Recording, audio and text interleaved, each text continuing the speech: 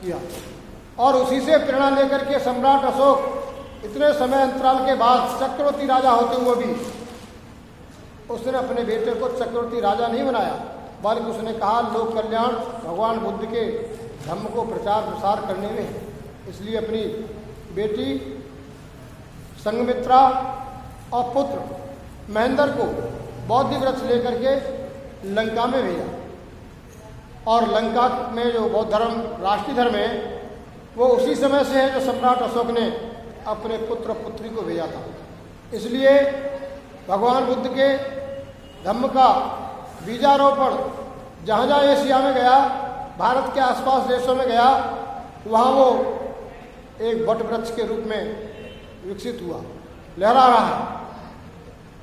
किंतु भारत में दुर्भाग्य से बीच में उसकी छाया कम हो गई, और कमी नहीं मृत्यु की स्थिति में चली गई।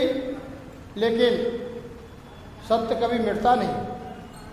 बाबा साहब डॉक्टर अम्बेडकर भारत की सरजमी पर पैदा हुए और पुनः दीन दुखी पीड़ित मजलूमों को मानवीय मौलिक अधिकार दिलाने के लिए, सुख और अमन चैन का जीवन जीने के लिए, भ्रातृत्व और बंधुत्व के भाव से जीने के लिए बाबा साहब डॉक्टर अम्बेडकर ने भगवान बुद्ध के पवित्र मार्ग को पुनः अख्तियार किया और पुनर्जीवित किया। और निश्चित रूप से हम कह सकते हैं कि वो दिन दूर नहीं जब भारत पुनः बौद्धमय होगा।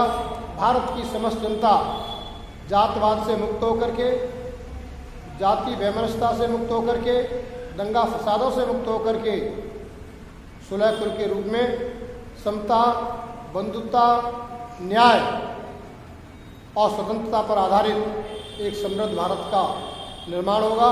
आप लोगों ने ध्यानपूर्वक सुना। इस भगवान बुद्ध की वाणी को आगे फॉरवर्ड करें, लाइक करें, ताकि भारतवासी लाभान्वित हो सके।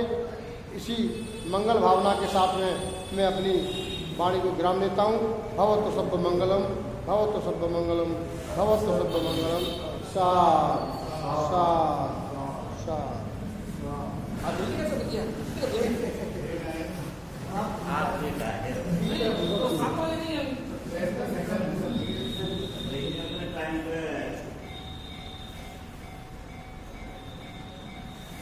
जल्दी खत्म हो गया।